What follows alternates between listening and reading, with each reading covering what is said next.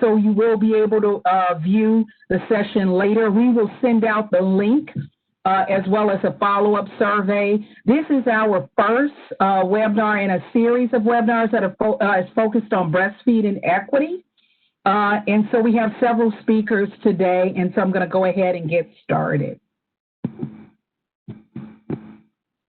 So according to the Bureau of Justice Statistics, over 200,000 women are incarcerated in the United States. About 6 out of 10 of those incarcerated women are pregnant. However, a few states have in-prison nursing programs which can present challenges to breastfeeding. We wanted to host this webinar to destigmatize lactation and breastfeeding for incarcerated women and talk about best practices to support lactating women who are incarcerated. The webinar will highlight barriers to breastfeeding for incarcerated mothers. We will talk about possible solutions and highlight programs from across the country and discuss some of the policies and legislation that can help support breastfeeding in incarcerated women. This is a session that's part of our Illinois State Physical Activity and Nutrition Program Learning Collaborative, which is focused on increasing breastfeeding support in communities of color and for low-income women. It's sponsored by the Illinois Alliance to Prevent Obesity, the Department of Kinesiology and Nutrition, specifically our research group, which is called the Nutrition, Obesity, and Health Equity Research Group, the Office of Community Engagement, as well as the Illinois Public Health Institute. So we have 4 presenters that will give formal presentations, and then we're going to have a practitioner's perspective from Kathy Ragland, and then we'll be able to take questions and have a discussion and really have other people. I know other people are working in this area, and we want you to share examples, also ask questions of the presenters, but where we can have a brief discussion at the end.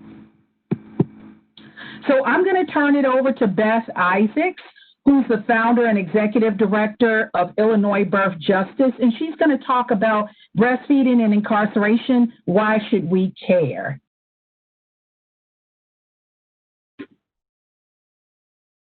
So, good morning, everyone.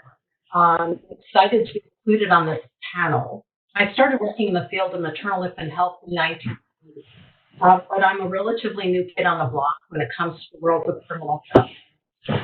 I retired actually several years ago, and I was actively involved as a volunteer in some local breastfeeding organizations. And then an old friend reached out to me to help her daughter who was pregnant and incarcerated at down prison, Illinois. She had been denied permission to pump her milk, and so my friend appealed to me for help. At the time, frankly, incarcerated women were present and invisible to me. After speaking with some healthcare providers who work with these women, I realized how deeply scorned incarcerated women are. And I was also, frankly, surprised at the apparent indifference to the baby. So these realizations aroused my indignation, and I felt compelled to work for change. It wasn't actually a choice. It felt like a necessity, which evidently people refer to as a calling, because I concluded that we just could not afford not to care. These women are not the other. They are my friend's daughter. They are another friend's sister. They are not in a world apart, and they will return to our communities, and they deserve our support. So I started dancing as fast as I could and founded Illinois Birth Justice in 2015 to educate myself and advocate for these women and their babies. IBJ is tiny, and we don't have the history or experience of others on this panel who work in corrections. Our work inside jails and prisons has been minimal, and our focus has been on advocacy and education. So actually, I'm really looking forward to learning from some experts in the field on this panel today. And my hope is that I can provide some background and history to help frame today's event.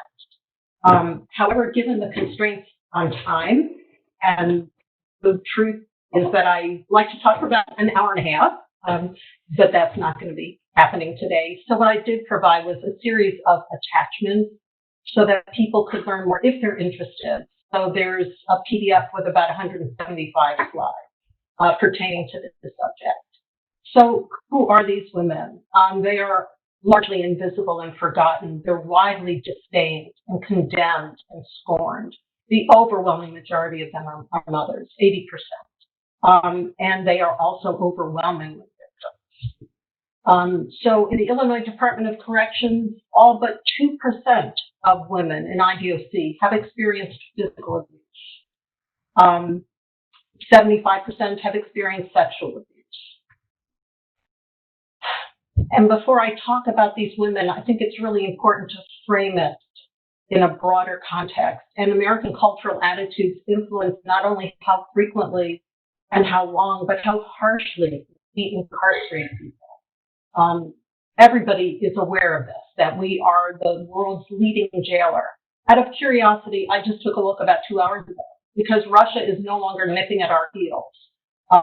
So other countries are jockeying for position, and apparently El Salvador is now number 2. But we are the undisputed, sort of the number 1. We hold that consistently. I just wanted to show you some images of prisons in this country. Nebraska, California, this had been a gym, but it was converted to house inmates. This was a completely full jail in Missouri, and they couldn't admit anybody else until they dealt with this. The contrast, and I'm not suggesting this is normal worldwide, but a notable contrast is a prison in Germany, a room for 1 inmate. This is another example, which includes a living room area, a bed, a private bathroom, and people can vote while they are inside this prison. So how do we get here? There's a multiplicity of very complicated reasons, and that's not what we're here to talk about today, but I do have a lot of information and resources for those who are interested. There's a web of intersecting issues, so I hope that some of you will look into our resources. They're numerous, they're varied. There's videos and webinars and podcasts and interviews and articles and links to lots of things, including prison doula projects, and it's always growing. So again, in the resources that I've shared with you, you can look into this. We've got an annotated bibliography, we have a Twitter, and much more.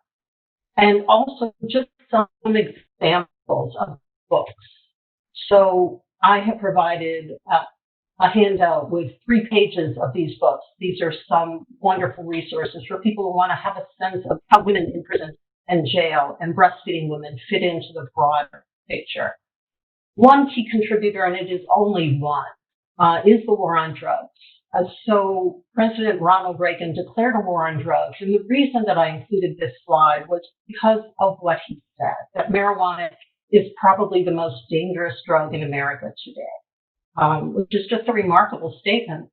But this was from the New York Times headline, "White Smoke Pop-Up Blacks Are Arrested." So there's roughly equal use, although across different categories of drugs, we know that white women actually use drugs more than Black women. In some states, including Illinois, Blacks are around 8 times as likely as whites to be arrested. And Cook County has the dubious distinction. If you look at the Black column that extends the most, we are in the lead of the 25 most populous counties in the U.S. You can see that the slide is from 2010. So at first I thought, well, maybe this is just old information, it's outdated, so I should probably just delete this slide. So I thought I better look at this.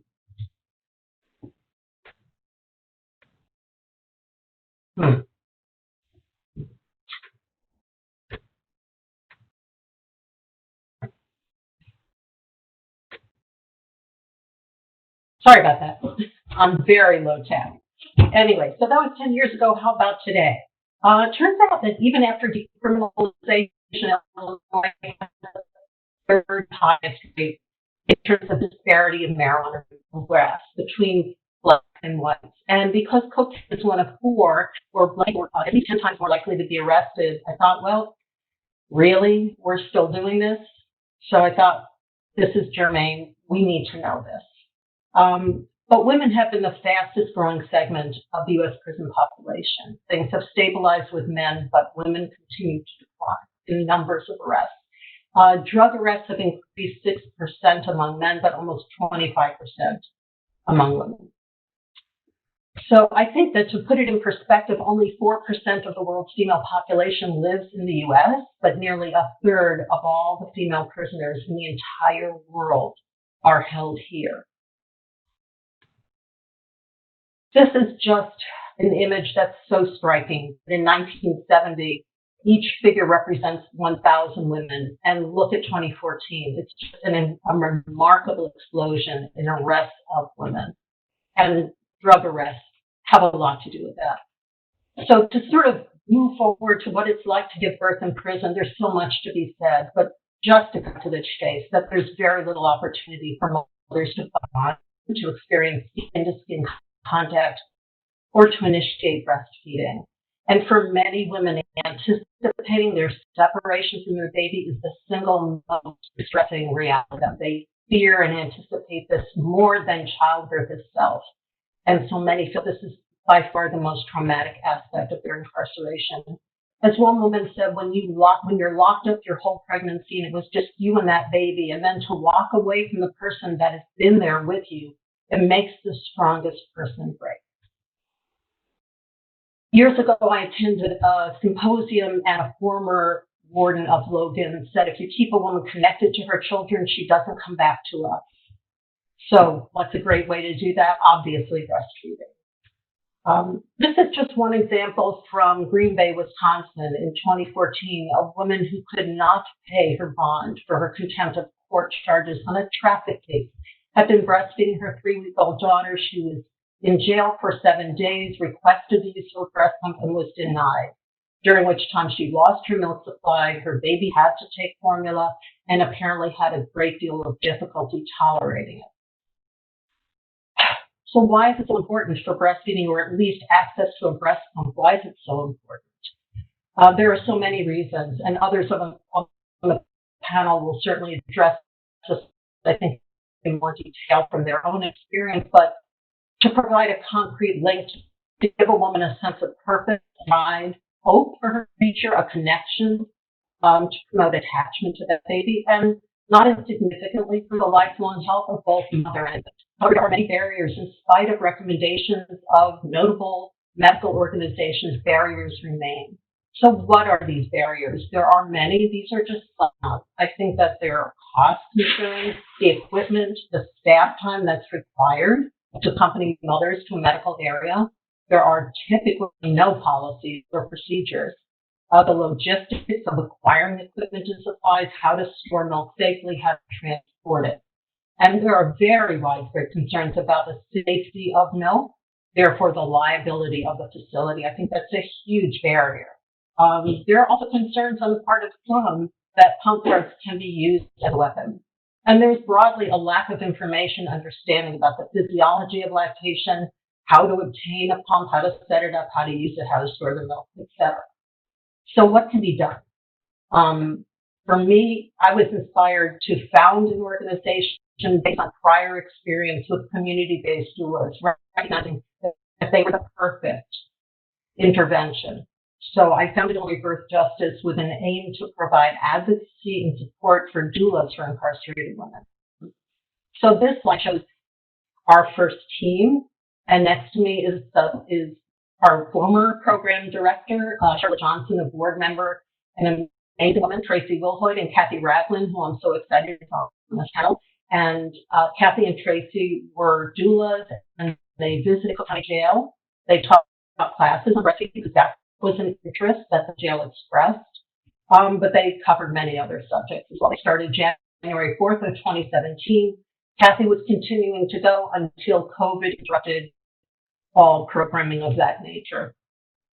Doulas are the only support that many inmates have. And this one woman said, having someone who believes in me, that's huge for people who have made so many mistakes that they doubt their own ability to change. There was a convening in Minnesota in 2018. There's a national network of prison doula projects. There are, in fact, people from Canada and Mexico who participated. I'd like to share one woman's story very briefly. One of the doulas from Minnesota had a beautiful photo, which I don't have permission to share, but imagine just this gorgeous image of a woman nurturing and touching and kissing her baby's head. Early in the pregnancy, this mother told Ray that she didn't want to see or touch the baby. She said the whole process is gross. So Ray said, you don't need to have a doula. But the mom said, I want you to be there to take the baby away. Ray said, since it's your first time, I just ask that you're open. You might change how you feel. Your baby deserves love. The mother said, I'm just going to give the baby up. When I get released, I'll be back. I don't have any business being a mom. There's no reason to bond. But Ray said that this woman started coming to group every week. At first, she was silent, but then she started to talk and ask questions about the baby. And so Ray let her take the lead, and the mom started talking about skin to skin and the benefits of colostrum. The mom said that she would not be able to put her baby to breast because of her history of trauma and abuse. And Ray told her it was fine for her to hand express if she wanted to. So ultimately, this woman did skin to skin. She expressed milk for her baby. And this was 6 years ago. And Ray said, I held a space for her. I knew that it would change her. Her aunt brought the baby to visit for over a year. The mom is now caring for her child and keeps sending pictures to me. So to me, that captured so beautifully the impact of a doula. So we've done work in a variety of arenas, but a year ago, another request came from a breastfeeding coordinator of IDHS to help advocate on behalf of a woman who's going to be serving a sentence at a downstate county jail. I shared a summary with you. It's a few pages long. There are different components, but her story inspired me to reach out to advocates from ACLU, a pediatrician who's a board-certified lactation consultant, a child development expert from the Office of Prevention, and they went to work right away to advocate for her, and it made a difference. And that was very rewarding. I stayed in touch with her throughout her waiting time, and once she was released, to learn about the outcome. This inspired some work, and there was a project that collaborated with the Schools of Public Health at University of Illinois, Chicago, and University of Minnesota. And so you can read about that. And in addition, there have been recent developments at Cook County Jail. I provided the Cook County Sheriff's Office with several policies about lactation from county jails around the U.S., literally coast to coast, Rikers Island, St. Paul, Denver, a couple of jails in California and more, and some other state facilities as well. And we advocated for mothers at county jail day pumps and encouraging the development of new policies. This is just one example. It's from Denver. We've got a partnership. The sheriff's office is on board. They're in a partnership with the local WIC and another organization. So I love how colorful it is, how supportive they are. There's a new initiative at Cook County Jail, and I'm very excited. When we started, there was only an occasional time when a woman would be given a pump, and often Kathy and Tracy would advocate for that. It was a hand pump, the milk was discarded.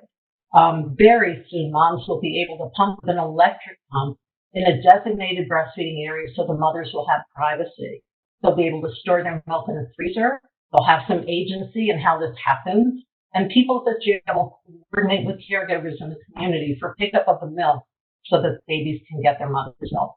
So we've come a really long way, and I'm very excited about that.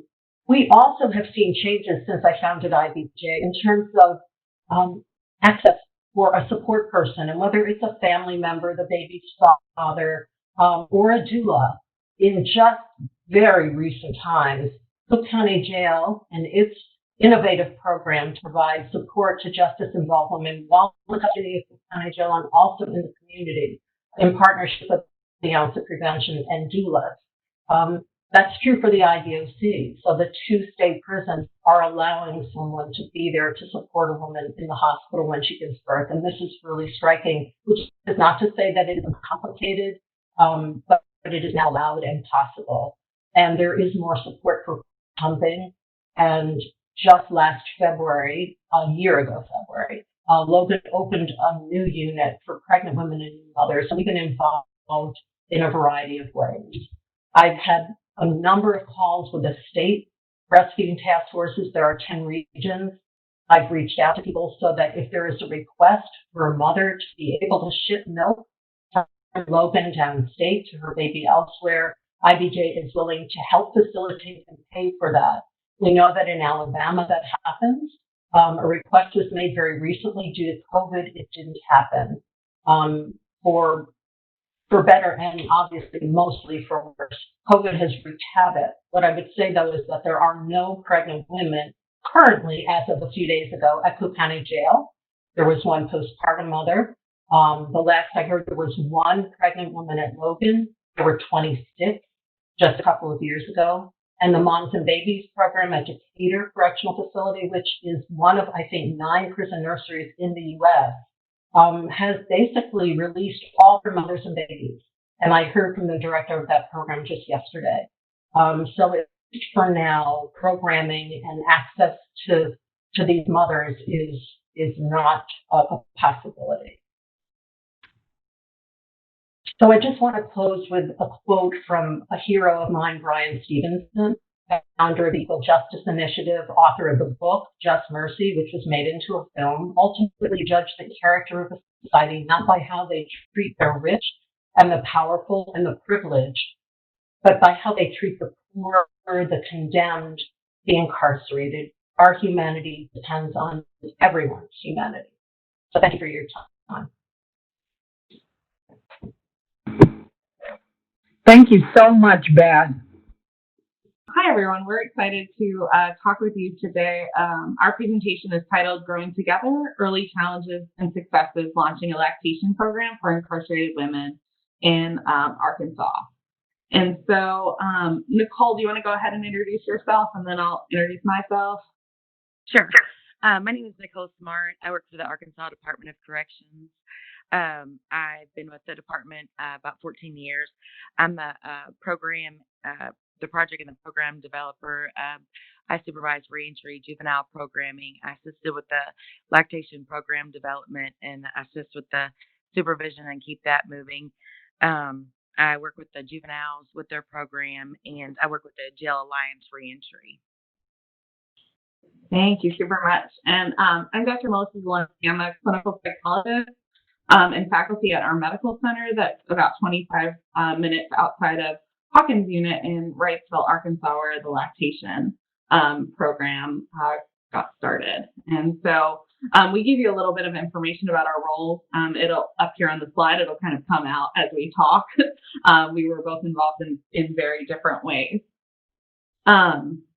It feels odd for us to be the only 2 people presenting on this. I think the big thing I want to say just from the jump is that we are just a very, very small fraction of the program team. There are so many people that were involved in making this happen. Wanted to give a special shout out to Billy Inman, who was the deputy warden at Hawkins at the time that Growing Together Lactation Program was implemented. Warden Randy Watson, the Arkansas Breastfeeding Coalition, our medical center, perinatal lactation specialist, Department of Family Medicine. There were just so many people involved in making this happen, and I'm sure so many I don't know the names of because they donated or did things in the background. So I think our starting kind of key point is that things like this take a village, and for folks thinking about starting something like this, you really need to build yours starting out right away. So we just talked a little bit about what we can offer today is really our experiences, right? We're not claiming to be the experts or to have everything figured out. We can offer a perspective of an early program. This program just started in July of last year. Growing Together, you've heard me use that phrase a couple times. It's a multi-component program. It includes educational pieces, a support group for women who are pregnant and postpartum. But we're going to focus on the lactation program today and kind of our early lessons learned from that. Just to give you kind of a sense of scope to date, we've had 7 women participate in this first year. In a normal year, about 20 women per year give birth while they're still incarcerated at this unit. So I'm going to cover just quickly some history and some background on kind of how our program got started. And I'm going to cover it through the lens of something called the EPIS model, which folks may or may not have seen before. It's just a way of thinking about how do you go from an idea that a program might be helpful to actually getting it into place. And just with understanding that Cook County is approaching starting a program and that others on this call might be interested in that, I thought this might be a helpful way to kind of think about what we did and what you might need to do to start one of these programs. So EPIS is essentially an acronym for 4 different phases of activities that you kind of have to undertake to get a program started. It starts with exploration, really where you're evaluating the needs and the program fit. And in this case, that being the lactation program. At some point, you're going to be thinking about what do we want to accomplish here, and you're going to make an adoption decision about what exactly your program is going to look like, right? And then from there on out, you're moving into the preparation stage where you're really planning on how to integrate the program into the system. You're getting into the weeds and the details of really how are you going to make this work. It's super important, and Nicole will talk about this later, to really gain the internal and external support that you need to make it successful. Logistics are so complicated in prisons and jails, and there are so many things that have to be thought about. You're going to need the internal support of leadership as well as external support of people who can do things like donate supplies and help you find funding for different pieces. From there, you move into implementation, which is putting a program into place, and ideally eventually into sustainment, where your program over time is really being delivered the way that it was intended or delivered with fidelity. So EPIS model, really great place to start if you're thinking about how to start a program. We're going to actually cover the first 3 phases of our program together because we went from idea to implementation extremely quickly for reasons that you'll kind of see. So how it all got started, our exploration phase was probably like the longest kind of piece, and that was about 2.5 months. So the way our program got started was there was actually a resident, a woman who was incarcerated. She wasn't pregnant or postpartum, but she was kind of noticing that other women that she was around who were pregnant or postpartum were just really kind of emotionally struggling and getting kind of depressed, as she was describing. And so she talked to the deputy warden, Mr. Inman, who I mentioned earlier, about, hey, we need to do something for these women. And I had been in the system. I've been a volunteer at Hawkins for 3 years now. I guess I'd been around for about 2 at the time. And he pulled me out of class one day and kind of asked me if this was something I can take on. I said, sure, definitely would be happy to. And I've also been trained, you kind of don't intervene where you don't understand. I hadn't been working with pregnant women previously, and said, if it's okay with you, I'd like to talk to them first and learn more about what exactly they need. And so really we started with 4 listening sessions where it was me and then the women in the facility who were either pregnant or postpartum, just kind of going through and talking about what their needs were in different areas. Each week, I'd basically take the feedback that I got, kind of summarize it up, and then bring it back to the next meeting and say, this is what I think I heard you say last time. Is this right?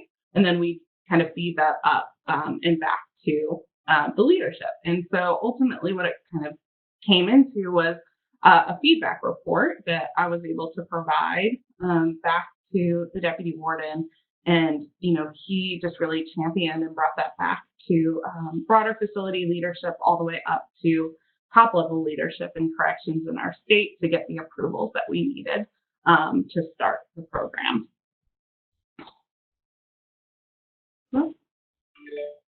Okay, and so that was the exploration phase, and spoiler, that was the longest part of our process because this is kind of what happened next. And Nicole, I'll kind of let you jump in on describing kind of how we went right into implementation.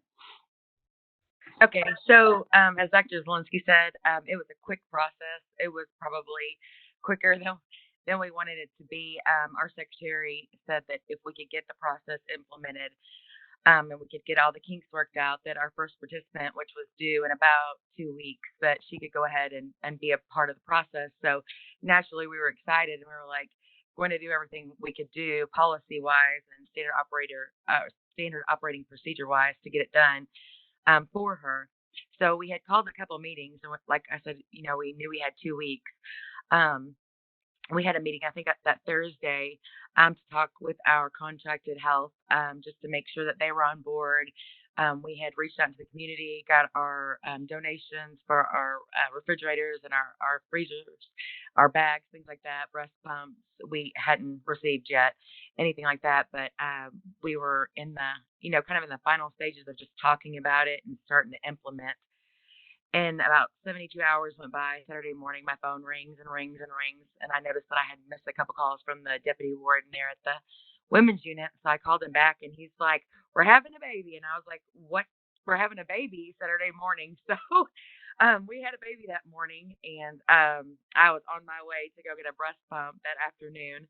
And like I said, we didn't have anything like structured or in writing, but I knew we were going to make it happen for this young lady because we told her we were, and we weren't going to let her down. So when she said that it was a very brief implementation, it was very, very brief, but we made it happen for her. So she was very excited, and it all worked out. Um, I know with implementation with any correctional institution, you'll find uniform policies on every single. Um, there's policies for everything and policies for policies and standard operating procedures. But with the lactation program, I definitely have to have some flexibility because women lactate different and their bodies are different, and we try and make their time accessible for different times of being able to visit the lactation room. So we definitely try to accommodate them. Um, and within the preparation process, stakeholders and volunteers and community providers, those are definitely the best assets. Huge. Yep. So this was really quick for us, and now we're kind of moving into the sustainment phase of like how to keep this going. Like we said, we're a very young program, but this is sort of where we're going to reflect on some lessons learned. Sort of in retrospect, we got this into place really quickly. What are some things that folks kind of that are going to have more time to think about, and that we are thinking about now want to consider? So Nicole, I think this is you again, just talking a little bit about the kinds of questions that people need to consider when developing an implementation plan.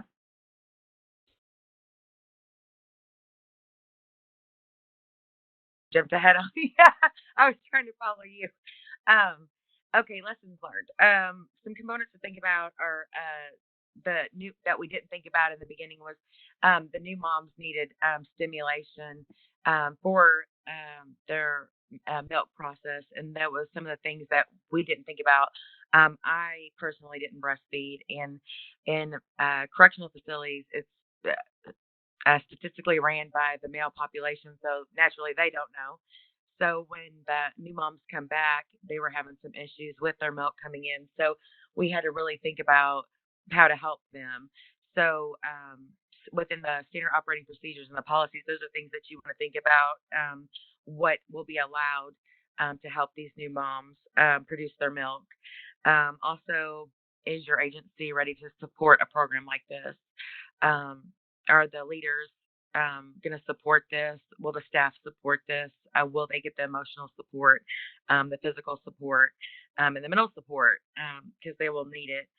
And then things like that would not normally be available, things that would be considered like contraband, like within our agency, our secretary was very, very, she wanted to accommodate these women, so they would allow the infant's hat to come back with them. So different things that would be available to these mothers normally would not be available. So different things to think about. There's different barriers and challenges like communication with the hospital. In most cases, when a woman has a baby, they give them a shot to dry up their milk. If the communication's not there and the mother's milk if she's given the shot, then that's going to obviously create a barrier for her to be able to be a part of that program. And then, of course, bringing on lactation specialists to talk with them and parenting specialists, things like that. So the more time you have to plan, the better the outcome will be. But those are just some of the lessons that we learned really quickly. Yeah.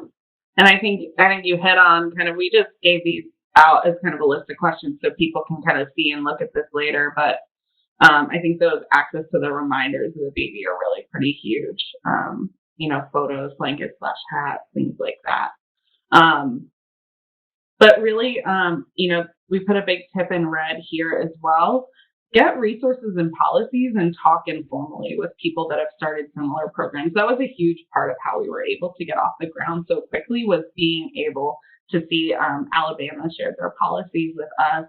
I was also connected in with the Minnesota network and was able to, get lots of consulting there. And so there's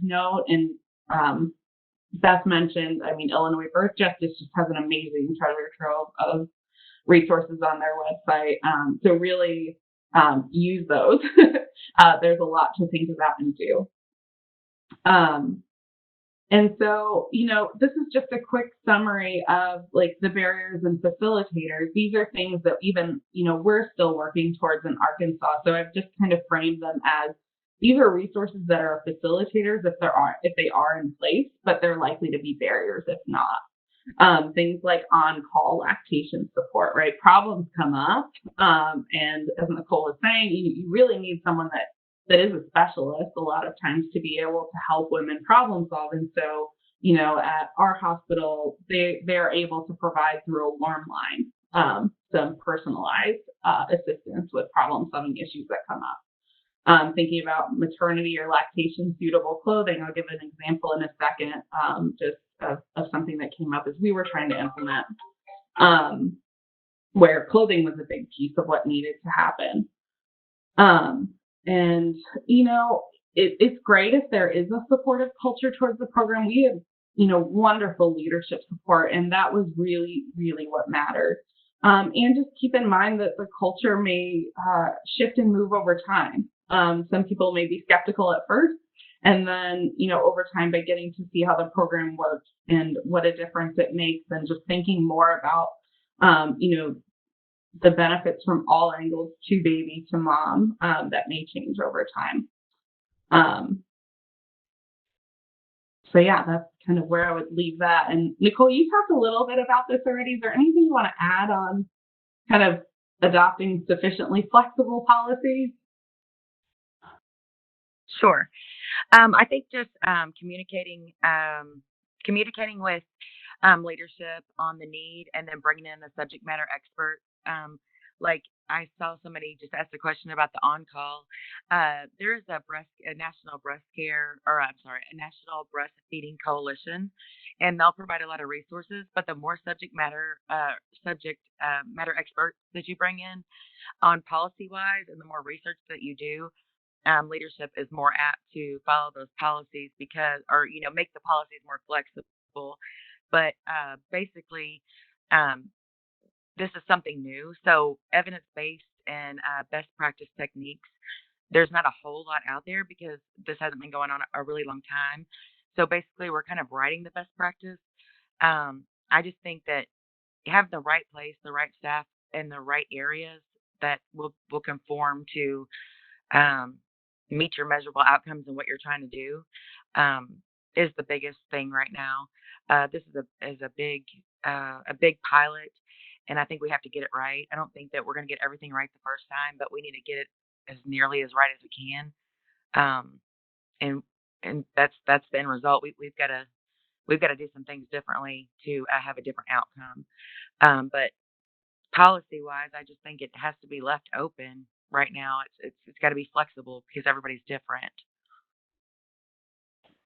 Yeah, and even things like that, policies might, even example policies that you might see, they might be really specific, for example, about, what window that caregivers need to pick up milk in. Like, they have to pick up milk every 3 days or every week. And I know you've talked a lot about that's something that, right. Well, in the pandemic, nobody saw a pandemic coming. So if there was a policy in place, everybody would have been out of policy. So you can't really plan for a pandemic. But I think in that first policy, it was that we were going to refrigerate the milk. But then we found out later that it was like a better process to freeze the milk because we do have volunteers that can take the milk to the caregiver, but it lasts longer if we froze it. But in the beginning, the policy stated we would refrigerate it. So we're learning as we're going. So that policy is definitely flexible. So leave it flexible if you can, if you're getting to build new policies to give yourself lots of options. Yes. All right. I am just going to quickly run through some final slides. We're going to try to show a couple minutes of a video about the program. So I think one big tip that we had was just to try to maintain a continuous feedback loop between people who are, the women participating in the program, leadership and partners and caregivers, and really solicit that feedback regularly. So I have a picture up here of just a cape that one of our volunteers sewed for women who wanted to kind of cover up during visitation. And how this came about, there was an offer to sew these capes about the same time as we found out that one of the participants in the lactation program had actually discontinued breastfeeding because at visitation she felt really uncomfortable with sort of the way that the area was set up and how exposed she felt. And so, we needed to be asking for regular feedback, and we got that feedback and incidentally had this offer to kind of make these capes, and it was perfect, right? But it also, takes doing because you see that little metal clasp on the cape. We had to ask about, is this something that we can bring into the facility? Does this need to be designed different? Things like that. So there's a lot to think about. Make sure that you are keeping those communication channels open. This is just a note to say in summary, implementation and getting it off the ground is the easy part. There are going to be just a million varieties of different kinds of concerns that come up in a number of different areas that Nicole has already talked about that will have to be problem solved on the fly. Anything else that you want to add here, Nicole, or did we kind of cover it? Yeah, I think we covered it. I think that I'm really excited about you seeing the video because, we could tell you all day how great it is and how needed it is. But I think these ladies right here, this video that you're about to see, they can tell their own story. And I think that's the most important part. It's their story to tell about how important this is and getting the knowledge out there to other states of, it's really hard for women and men to be incarcerated, but it's even harder to go into a hospital, have a baby, and watch your baby go one direction while you go another. That's hard enough, Yeah. So I think it's important. It's their story to tell. Yeah. So the last thing I'm just going to super quickly close on before we switch to the video, I just want to put a plug in to anyone thinking about starting a program is that, these lactation programs are critical, but, in our listening sessions with women about their needs, they're just one component of a broader set of needs. Ability to breastfeed and maintain breast milk supply came up in every area that was kind of talked about, but so did other things, like thinking about how to increase mother-child bonding, like thinking about education on labor and delivery, what to expect when you're expecting while you're incarcerated, on physical wellness, but so did nutrition, so did ability to exercise, things like that. And also allowing peers to take on important roles. And I just wanted to kind of give a nod to that this was the broader feedback that we got from women is that this is super important, an important piece of a puzzle. But if you're doing work in this area, see what else you can change in the broader picture. Yes. So with that, we will switch over to, I know Dr. Odom-Young is going to help us show our video. My baby is 2 weeks old. It makes you feel like you can actually kind of be with your baby without being with your baby. I think it's a wonderful thing that we are able to still bond with our babies. She's so beautiful. I wish I would have brought a picture.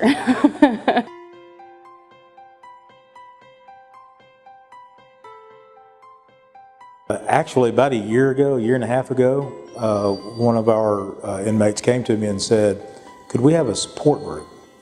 And it took me a little while to get it together. I talked to Dr. Zielinski. I've been coming here to Wrightsville, Hawkins as a volunteer for about the past 2 years and was just kind of in the place, had, good relationships with the ladies and got the invitation to try to build something and do something for the women who are here and who are pregnant. And so what was really important to me was to include their voices in whatever was to happen. So I said, support group, great, like, I think I'm gonna be on board, and can I talk to them first? So we met for a series of 4 sessions, a couple nights in May, I think it was, and basically just had like a group brainstorm. So growing together right now is lactation and the support group. Overall, the goal is just to support the needs of pregnant and postpartum women. We are currently trying to get a whole body of services off of the ground with Growing Together.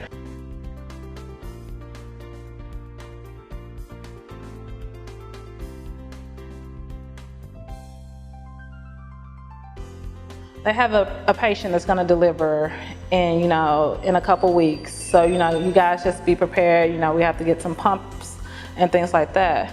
Well, I get a call on Saturday, and I'm like, my lactation's like freaking out. They're like, hey, Wrightsville's up here, and they're trying to rent a pump, and they need information. They don't know anything, and it worked out. Everything was okay, but we got back together, communication, and we were actually able to get some things, down here, to her, got some more books. I was the runner. I was to go get the breast pumps, get, acclimated and get the knowledge and find out the volunteers who would be willing to transport the breast milk from point A to point B and find out what all the safety things were. So my job is the runner. I'm the runner, and I get all the information and the volunteers. A lot of them are going to leave actually very soon. So part of the goal with lactation, they may be able to maintain their milk supply until they're home with the baby. And I think, given that they're going home soon, helping them navigate DHS cases, and then if they're not going home soon, helping them have the support they need to be able to make the best choice they can about how to maintain that bond. We all know that it helps recidivism rates to have a bond to your children, and they get to feel like moms, not just inmate. They're women and they're mothers, and they need to be able to feel that way. Prison's hard enough, and then when you're pregnant and then you have a baby and you come back here without the baby, these ladies needed somebody to talk to. I think in the past, prison was more about punishment over treatment, and nobody was really focusing on reunification. And I think that a woman that has a child while they're in prison, they're at a disadvantage for that bonding experience, reunification. Almost everything in this room has been donated. People are coming now, they're understanding and seeing the program, and they're like, yeah, that's a good idea, and they want to help. And so we're getting donations, and we're getting people who are expressing an interest. It means a lot to me because not only do I get to provide milk for her, but I know that it's a bonding thing because like when she come down here on Saturdays, she's like bobbing her head towards the breast to like she already know that that's where it's at. I see her every Sunday and it's great. I mean, I really think that the warden did a good job starting this program. I love her make this little noise. She make a little noise on the phone every time I call. It's like a little yell. So it's like to let me know she hear me, I guess. Well, that's how I take it. Just hope that this grows and becomes a better and bigger thing for other moms so they can feel like they are with their child.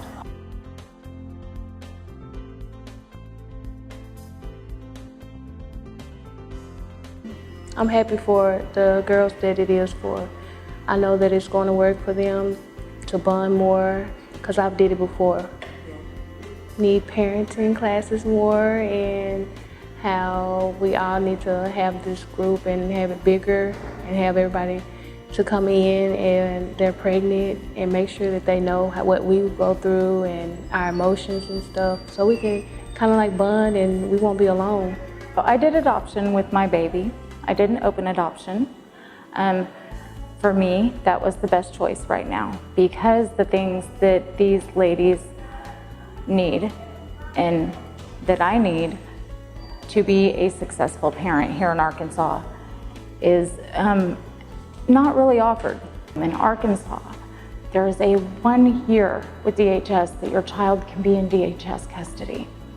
You have to be out and be a productive parent. So if you're leaving prison and you're going to a halfway house, like I more than likely will be, I have 90 days to complete parenting classes, drug and alcohol classes, and any other requirement while I'm there. Plus I'm looking for a job, I'm meeting with a parole officer. I mean, this is insurmountable. And if you take my children away from me, what do I as a woman have to live for? Why? Give me a reason to stay out of prison and not become a recidivism rate. Give my children a reason not to become a recidivism rate. You know, so I really feel like what we're starting right here is going to change and heal families here in Arkansas. And I very much look forward and beg the community for your help in changing laws. I just think it's an honor to work with these women. I think that in my experience, women who become incarcerated have survived a tremendous amount of things in their life and are actually very strong in ways that people don't appreciate. And it's been so inspiring, I think, to just see Department of Corrections and the system come together and UAMS and just everybody kind of come to the table to say, like, we need to do something to support these women. And I think ultimately that's what's going to give them a fighting chance at being able to stay home. So I'm very passionate about this population. I think if you think about it, right, like they're very invisible in a lot of ways, right? And it's exciting to me that, you know, with the department's support, with UAMS's support, Sharice's team's support, Mr. Inman, Ms. Smart, everybody's just kind of coming to the table, and it's, I think, very inspiring and exciting. And I'm just hoping that the community can come together to keep supporting this population.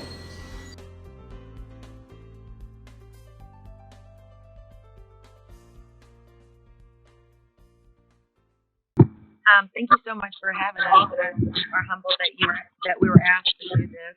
I was going to say that we're not done yet. We're going to try to implement a doula program too for our ladies, and try and follow up with you and tell you how that's going once we get that implemented. And it takes a village, like Dr. Zelinsky stated earlier. I said it better myself. Thank you for having us here. And excited to get to do this work. Thank you so much. I'm going to turn it over to our next speaker, Colette Green, who is going to highlight the work that they're doing in Philadelphia. So hi, everyone. I'm so excited to be here. Thank you so much for inviting me to speak here. My name again is Colette Green, and I'm a licensed clinical social worker. I've been working in the Philadelphia area for many years, overseeing a variety of programs in community behavioral health, including overseeing some drug and alcohol programs, mental health programs, family therapy programs, but always with a focus on women and women with children. So currently I am Senior Director of Programs at Maternity Care Coalition. And so I'm going to talk to you about the lactation program, but it is so far from being a standalone program that I'm really going to put it in its rightful context first and kind of take you through the journey of how it came to be. So first of all, I work, as I mentioned, for Maternity Care Coalition, and the lactation program is a part of that program. Maternity Care Coalition's mission is to improve the health and well-being of pregnant women and parenting families and enhance school readiness for children ages 0 to 3. So MCC was established in 1980. There was a lot of new research and press coming out about the alarming rates of infant mortality, especially among communities of color. And unfortunately, we know that these disparities still exist. But initially, Maternity Care Coalition was really just that, a coalition convening other stakeholders to raise awareness of the issues and also try to advocate for system changes and policy changes to address those inequities.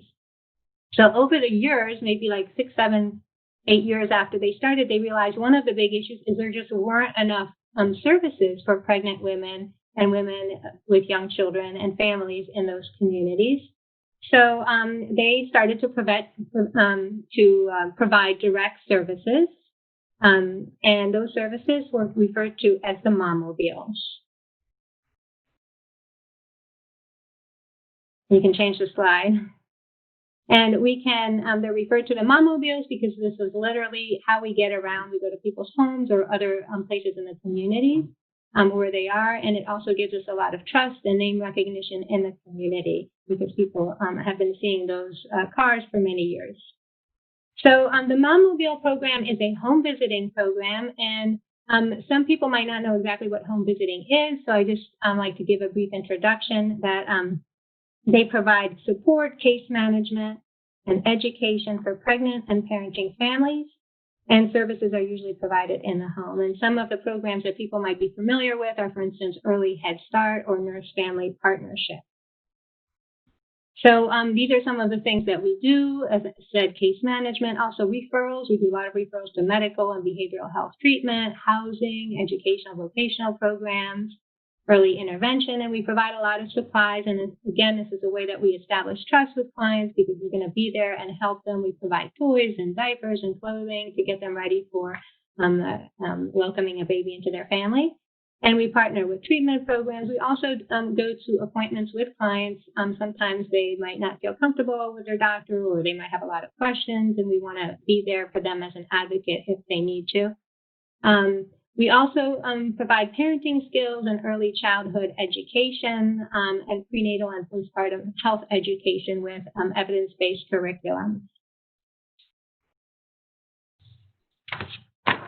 So, but MCC also remains very much grounded in its grassroots advocacy and community work. We provide services in underserved communities, which would usually or oftentimes not have access to these services. So we provide childbirth and breastfeeding community workshops. We also have a peer counselor training for doulas and breastfeeding counselors so that people can get trained and provide those services then to people in their community. We actually get them certified so that they can get paid to provide those services. We also co-lead the Philadelphia Breastfeeding Task Force, and also MCC leads the chapter for the International Big Latch On, which is a one-day event where babies latch on all at the same time all over the world. And this is to promote normalizing breastfeeding and celebrating breastfeeding. So in 2004, MCC held one of those forums. We also provide forums on issues of the moment and issues of need in the community. And one year in 2004, we provided a forum called Parenting Behind Bars. And the deputy commissioner of the prison was there at the time, and he approached MCC afterwards to see whether we could provide a MOMobile service at Riverside Correctional Facility, which was a brand new women's facility that they were getting ready to build. And so we agreed to do that. And, you know, funding is going to be a common theme in this, and funding took a couple years. So we started the program in 2006 with funding from the Robert Wood Johnson Foundation. We've had several different grants since then, and now really the prison system here took pretty much bought into the program and is now funding the majority of this program, which is what allowed us to sustain it. So we have, right now, we have 2 full-time staff, and our staff are also trained doulas. And we have 5 different components of the program, which I'll run through briefly. So the case management, I kind of described what we did, but we provide services, work on clients' goals while they're incarcerated, but we also continue to work with them for up to a year post-incarceration. And then we'll meet with them in their home or wherever they are residing. And we also, while they're incarcerated, we also really emphasize and help them maintain communication with their children and with their children's caregivers. So they come to our offices, they can make phone calls, we mail their letters for them. We also go out and visit the caregivers and the children while they're still incarcerated to see what supports the caregivers and the children might have during that time, so we can provide, again, diapers or clothing or anything else they need. So the next part of what we do are parenting and prenatal education groups. So we provide information about pregnancy, the birthing experience, and the importance of a healthy pregnancy. And we also emphasize in this group the importance of breastfeeding, including the benefits for bonding and attachment. And this is really important because they might not have been exposed to that information in the past. They might have come from families and communities where that was just not the norm, and they were used to formula feeding. So we're just providing them with information that they might be interested in. And in the parenting groups, we cover topics such as positive parenting techniques, health and safety, also trauma, substance abuse, and also, how to parent from a distance so that they can maintain that attachment and that bond to their children and feel like and maintain that sense of purpose in their role as a parent to their children. So we also have a program we call Fit Beginnings, which is kind of a health component. So we focus on health education. It's incorporated kind of in all of the other aspects of the program, but we also work one-on-one with people to see if they have any health goals for their pregnancy or after. We talk about also healthy habits for their family and their children. And then again, we talk about the health benefits of breastfeeding, both for the baby and for mom. Then we also have doula services. So we know that there's a lot of racial and other biases in the medical institution, and our clients are mostly women of color. They also have oftentimes substance use issues, and they're also coming to the facility coming from a jail. So they have a lot of strikes against them, and oftentimes we're not treated with dignity and respect during this time.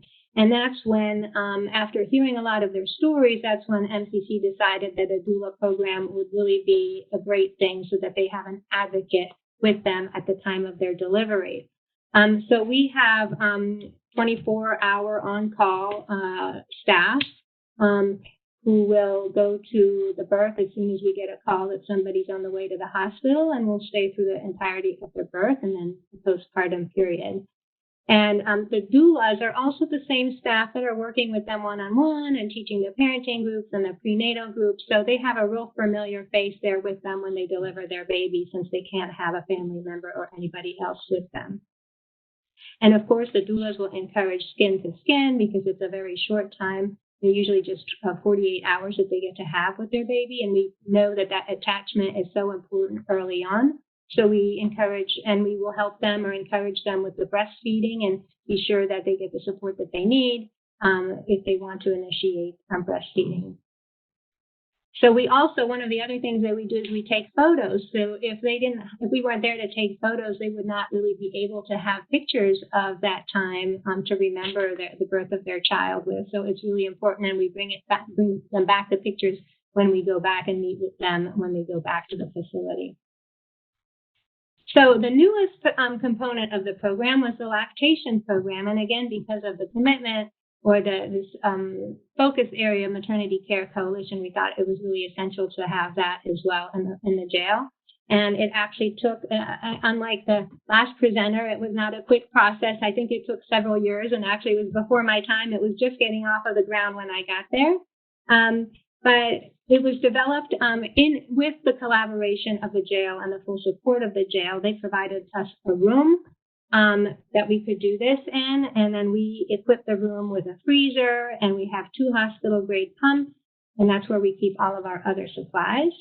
And so our staff orient the women, anyone who's interested, either because they gave birth while they were there, or maybe they have entered the jail and were breastfeeding and wanted to continue breastfeeding.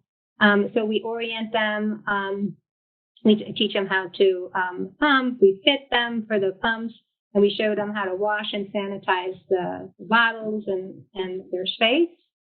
And they get to pump 3 times a day with the hospital-grade pumps with the support of the medical staff. And again, this is a commitment and a collaboration with also the medical staff of the facility.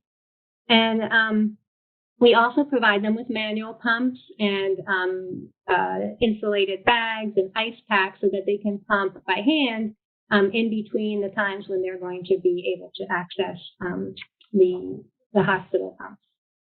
So initially, the program was designed for the caregivers to come and pick up the milk either during their times when they were visiting with the client, and this wasn't really happening. And so some people were saying, well, then if they don't want it, they don't want it, and they can't get it. But we really felt the whole purpose of this is to be able to provide that to the baby.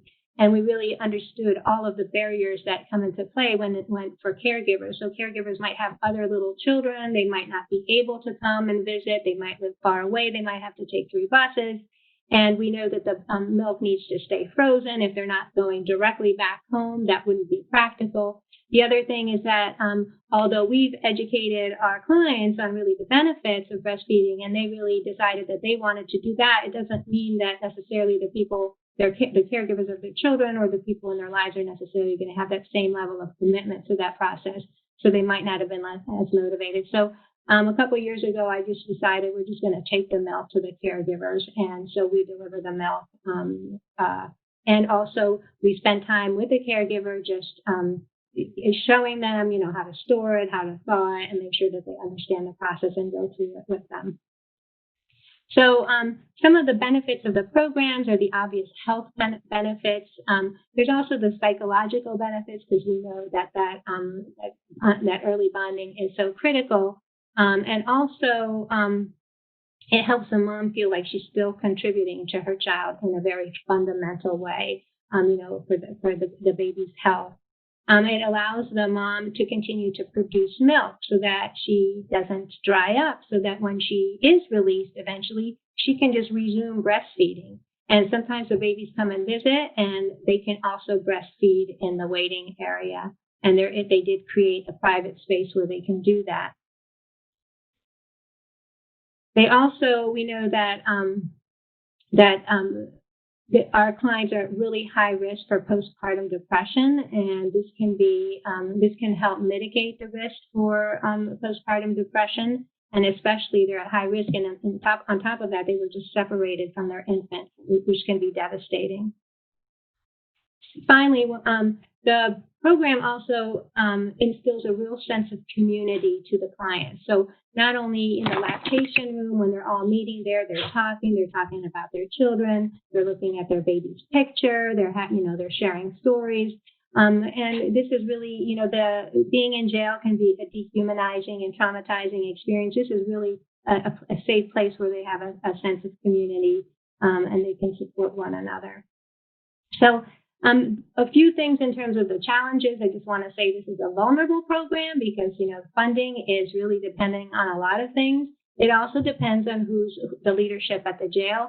We've been fortunate to have a lot of support right now, but every time there's a change, we're a little bit worried.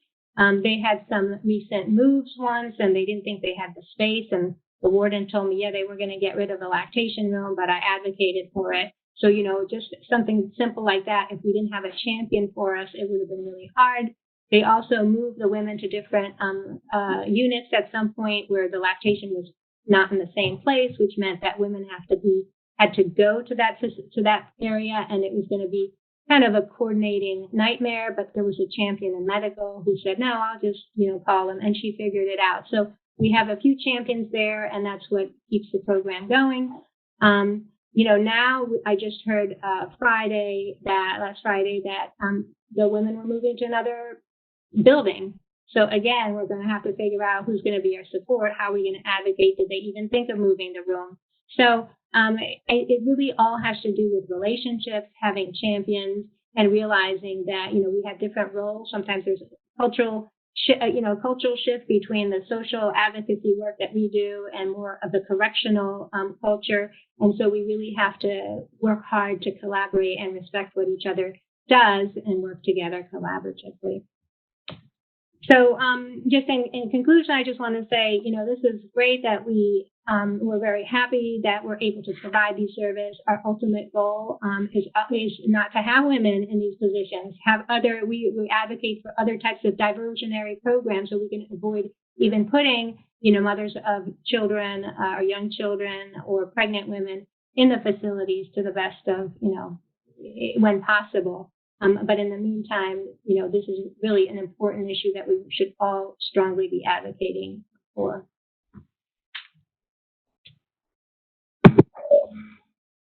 Thank you so much, Colette, for sharing the work that you're doing in Philadelphia. We are going to go back to Lavi, who is going to talk about what they're doing in California. And then we're going to close out with Kathy Ragland, who is going to give a practitioner perspective as well. One of the most notable consultations over the years that I have been in IBCLC was with an incarcerated mother whose circumstances were unique and unfortunate, which challenged myself and our staff to be mindful of the health of her baby and to support mom's choice. I will be sharing a little of that story, but will be protecting her privacy and information. That consultation led me to research what the current policies and regulations were with respect to pregnancy and postpartum care for women in the prison or jail setting. The case study I will be presenting later occurred over 7 years ago in 2013. I thought it would help to provide some background and start with a brief overview of incarcerated women. And some of this was mentioned a little bit earlier by Beth Isaac, but I'll go ahead and summarize mine. And you can advance the slides, Angela. I have no disclosures and don't have any relationships with commercial products or provider of commercial services. Okay, next slide.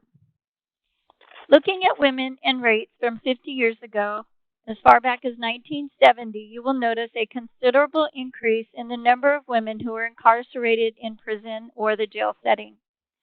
The rates also show the numbers of women in the jails are nearly equal to those in prisons. Most of these women are mothers and are primary caregivers of their children. I also included the racial breakdown as well. So you'll see 53% white, about 28% black, 14% Hispanic, and 4% from the other races and ethnicities. And next slide. If you look at those numbers, about 65% of incarcerated women report having a minor child at home. More than 2% of the children in the U.S. population have a parent in prison. And 25% of those children are younger than age 5. The majority of the children born to incarcerated mothers are immediately separated from the mothers and are placed in foster care with relatives. Next slide. So let's look at a historical foundation at what mothers had access to during incarceration. We can go back to over 100 years ago to 1901. Bedford Hills Correctional Facility in New York provided a nursery program to incarcerated women and still offers this program to mothers and children. How different was our world and nation in 1901? There are other prison facilities that provide similar programs, and we've heard about some of those today, and they allow mothers and babies to remain together during their child's first year. And next slide. Does it work? One story that has come out of the New York facility is a mother named Jacqueline McDougall. She raised her son while incarcerated at Bedford until he was 18 months old. Jacqueline was a full-time single parent, caring for and nursing her son Max, who spent every day of those 18 months with his mom. When she was released, she said, "I just hope one day he can learn from my mistakes. I really just wanted him to be able to make better decisions than I did." Sounds like her story was a successful one. Next slide.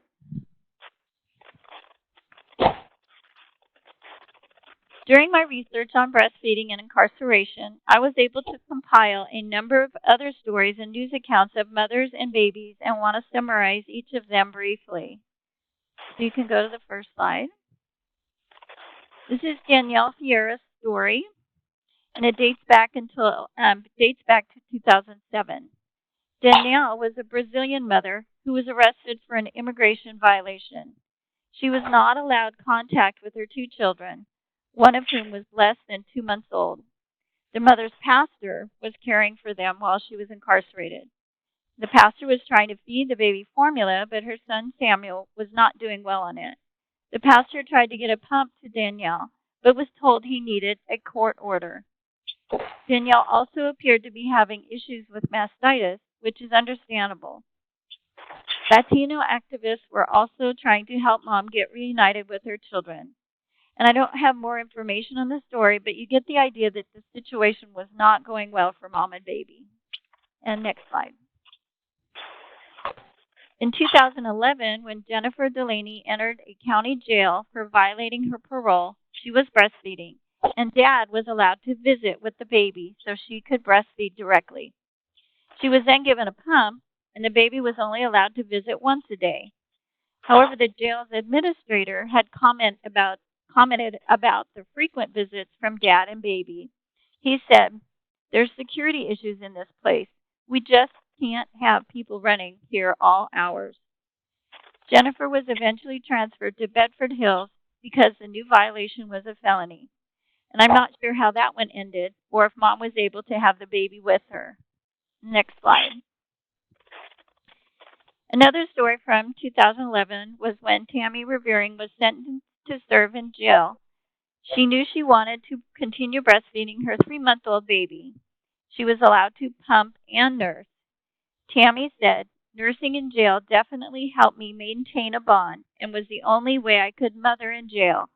Being allowed to pump and nurse helped ease that guilty feeling a little bit." Revering said she was the first woman in her county to request to breastfeed during her jail sentence. And the next story. In 2012, Valerie Neighbors filed a lawsuit against the Nevada Department of Corrections, claiming cruel and unusual punishment while she was incarcerated. She was shackled during labor, suffered injuries, and needed physical therapy. Her doctor ordered a pump for her to use once she returned to the correctional center since she would be separated from the baby. After returning to the correctional facility, the pump was taken away and she developed mastitis. In the end, Valerie Neighbors won the lawsuit against Nevada Corrections. And I think Beth, or one of the other speakers, mentioned this one earlier about Brittany Weber. And in 2014, she was not allowed to express milk for her newborn baby during her 7-day jail sentence. Eventually, she lost her milk supply, and since her baby Elsie, who was 1 month old, was given formula, the baby developed digestive issues. The Brown County Sheriff said, "We try to be very accommodating, but the fact is that when you're incarcerated, you lose a lot of privileges that you otherwise had when you were not in jail." Brittany Weber's response was, "Everybody stresses the importance of breastfeeding. You'd think that for people who were there for a short time, they would allow it." And then we can move on to Valerie Neighbors. Yep, thank you. And Christina Miller. Sorry about that. Next one. Thank you. In 2016, Mom, Christina Milliner, had been breastfeeding her premature son when she was sentenced to serve time. She suffered from mastitis because she was initially not allowed to pump. Christina said her baby, Micah, was premature, and the doctors kept reinforcing how important it was for him to have her milk. Christina was able to find support from the ACLU, who sent a letter to the Sheriff's Department in Detroit. And that resulted in officials at the jail issuing a directive to staff to ensure that breastfeeding mothers be allowed to pump while they were serving their sentence. And the next one, 2017. This one is Monique Hidalgo. She successfully sued the New Mexico Corrections Department to allow women in prison to breastfeed their children. Then a Santa Fe judge ruled that stopping incarcerated mothers from feeding their children violates the state constitution. That lawsuit led to a state bill presented in the New Mexico legislature that I will discuss in just a minute. And the next slide. All of these stories are from reported cases of incarcerated mothers who were or wanted to breastfeed. Some were supported, some not, but definitely a patchwork of no policies, lack of understanding, and unclear rules and subsequent lawsuits. You can go back. Thank you. The case study I was involved with as an IBCLC occurred in 2013, and her name was Mrs. K, and I'm keeping it as an initial because of her privacy. But at that time, our jail medical services where I work were managed by the county health department under the direction of our county medical officer. In January of 2013, the jail medical nurses requested assistance for a mom who had just delivered a baby and had returned to the county jail. Under the circumstances, which were very complicated, she was not permitted shortened jail time, nor was she allowed visits with her baby. However, the mom had a strong desire to pump her breast milk and wanted the milk fed to her daughter. Our health officer was supportive of the mom pumping. The jail medical staff and the health officer contacted our WIC office to request a pump and help from lactation. The mom was on our WIC program while she was pregnant, and the WIC director approved the request for a pump.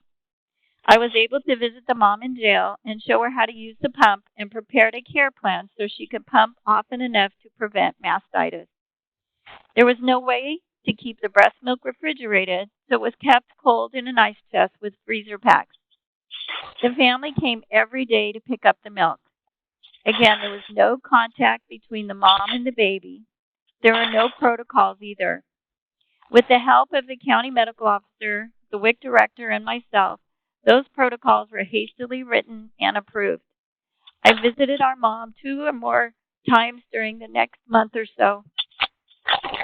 To abbreviate the story, her baby was fed every ounce of milk, and mom pumped 6 times a day for 3 months.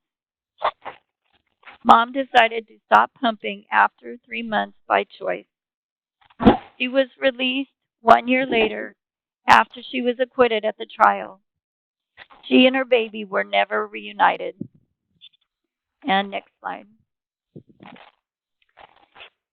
These slides show our protocol that was developed in 2013, which included the policy, justification, which is based on medical complications such as mastitis, and the form for the commitment of transfer of milk from the facility to the family or caregiver. And the next slide includes the one on the commitment to transfer. There are a few other states and localities that have similar policies, which we've heard about today. Other supportive committees and agencies include the American College of Obstetrics and Gynecology and the National Commission on Correctional Health Care. Their position, published in 2018, reads, the NCCHS supports and recommends making accommodations for nursing women in custody, including at short-stay facilities, that will enable them to maintain their breast milk supply. And next. Also, New York has a state law which reads, if any woman committed to any correctional institution at the time of such commitment is the mother of a nursing child in her care under 1 year of age, such child may accompany her to such institution if she's physically fit to have the care of such child. And this state law has been in place for quite some time. And the next slide. In 2017, New Mexico legislation introduced Senate Bill SB 293 and House Bill 277, and they were worded exactly the same. By January 1st, 2018, every correctional facility that houses female inmates shall develop and implement a toddler and infant feeding policy that promotes breastfeeding by female inmates and is based on current accepted practices. At the legislation session, the House bill passed 61-0 in the House, and the Senate passed the bill 38-0. Unfortunately, both bills were pocket vetoed by then Governor Susana Martinez. And I believe Lisa Knudsen from New Mexico is on the call, and maybe she can give us some more information and updates on the QA. Next slide. California Assembly Bill 2507 was introduced by Assemblyman Joan Sawyer in 2018. It was titled County Jails Infant and Toddler Breast Milk Feeding Policy. When voted on in the Assembly, the bill passed with 80 votes in favor and 0 votes. And in the Senate, 39 votes in favor and 0 no votes. It was then presented to then Governor Brown in September, and our state breastfeeding task force committee waited patiently to see if he would sign the bill, which he did on the last day he could sign it, which was September 30th, 2019. Since then, a state work group has been diligently preparing a toolkit that should be completed in the next month or so for distribution to all California county jails. And the next slide.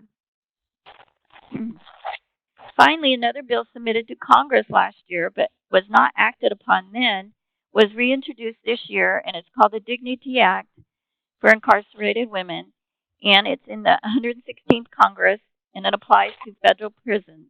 It states the director shall make healthcare products available to prisoners for free in a quantity that is appropriate to the healthcare needs of each prisoner.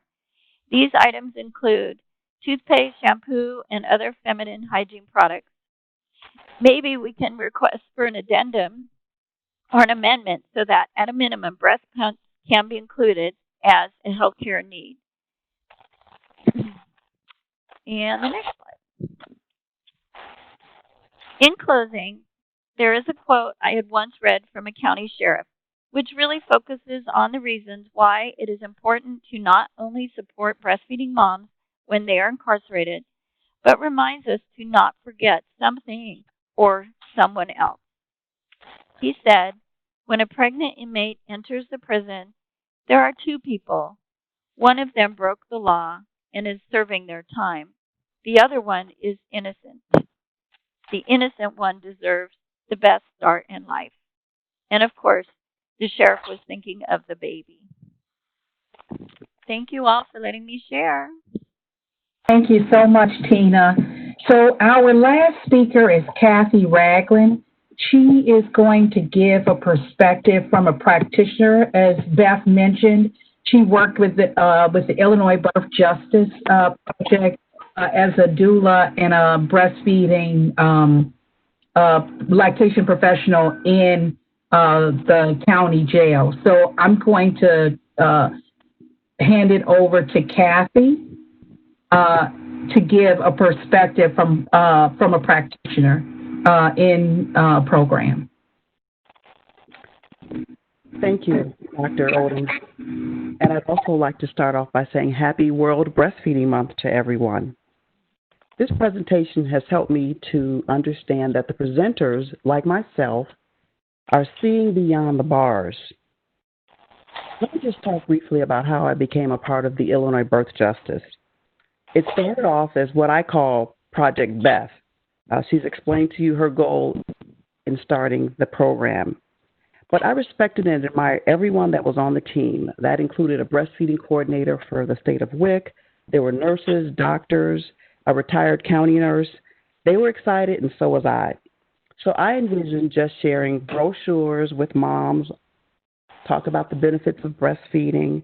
We had some brochures that were left over as part of our Chicago Region Breastfeeding Task Force. So I said, okay, that'd be nice to be able to encourage moms, talk about the benefits of breastfeeding, talk about WIC, promote natural services like doula services, birth plans. But I thought I would be teaching through a thick glass, that if something happened that I could run immediately. But I found out, and you find out once you go through 6, 7 security clearances, that there's really nowhere to run or hide.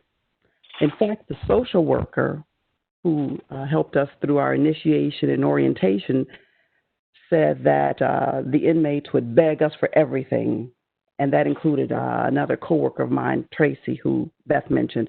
They would ask you for everything. They would beg you for things like sanitary napkins, food, and then she also cautioned me. She said some of these women have been convicted or are in jail for attempted murder. They're violent and they're suffering from mental health. But still, I decided not to run because I was really concerned about families. I was deeply concerned about how being incarcerated affects pregnant as well as postpartum women. I think of myself as trying to be a good listener, and my husband as well as my coworker would always remind me of that because they would say, you listen to also not only what's being said, but what's not being said. And they would often ask me, how did you get all of that information out of them? They could have had the same conversation, and yet I could paint a totally broader picture of what was really going on with the mom or the inmate. As a matter of fact, when visiting at the facility, in this case, Cook County Jail, I was never turned away. I was never asked to leave by any of the correction officers. And that's important to get the trust of the staff that's there because they're not familiar with what your goals are. They are just there to secure. And the social worker was right. I did get asked to do everything, to provide personal items, food, to call their families. And yes, there were some women who were suffering from mental illness. But again, I tried to see beyond the bars. I saw the importance of working with all of the professionals to make sure that we were all on the same page and had the same goals, something like Melissa and Nicole both mentioned.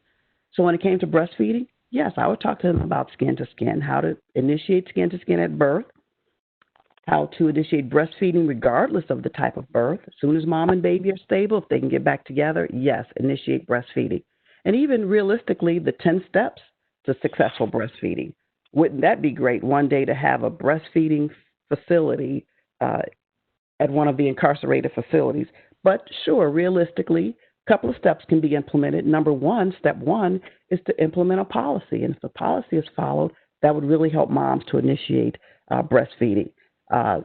Another step with the 10 steps to breastfeeding, staff education. That would definitely help. And even helping the mom to protect her milk supply. And we've heard about the importance of that. Even identifying medication and breastfeeding, what implications were involved with that.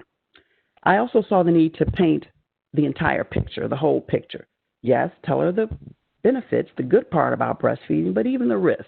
So in this case, with the benefits to breastfeeding was that it would improve self-esteem. We know that breastfeeding reduces postpartum depression. And then there's a greater chance of that mom being able to have her baby in the room with her longer because she's going to be breastfeeding on demand. We know that this also produces a healthier baby, less visits to the doctor. We also know how important it is for her to get pumping options. And even that will start prenatally, giving her, yes, a breastfeeding plan. But then again, let her know the risk. For example, if she's codependent, she might not be a candidate if she's not compliant with the program. It's also important for her to be educated so that she can learn to follow her baby's feeding cues. After all, breastfed babies and formula-fed babies react totally different. But we know that there's a benefit to doing exclusive breastfeeding. I also saw the need to see beyond the bars, to learn what to teach and not to teach, and what it depended on. So at times when visiting on the tier, there were correction officers who they themselves were pregnant. So at times I had to really provide the class and education to them as opposed to the moms, just so that I could not only establish a rapport, to be nice and to be friendly, but also so that I could come back next week knowing that I provided what she needed so that I could educate the moms who were on the tier. But at times, there were situations where I couldn't teach. At times, they would be getting a chance to go take recess. So all of a sudden, it'd be, okay, we're going to go outside. Or sometimes other departments could interrupt. After all, if there were times when a social worker would come, perhaps it was time for them to get their hair done. Perhaps it was time for them to get money on their books. So I would always just acquiesce and let those departments come in. Sometimes if there was rowdiness going on, I would have to wait and let things calm down, and so that the officer would feel comfortable by me being there. And then at times, there were situations with the nurses. Maybe they weren't feeling well. Maybe the nurses weren't feeling well that day. So that would mean that perhaps that could come across to the inmates. So when it came time to providing medications, if that mom maybe hadn't slept all night, there was disturbance, the lighting, she still would be offered her medication but not encouraged. So if she didn't want it, if she wasn't encouraged to do so, then the nurse would say, okay, well, that's fine.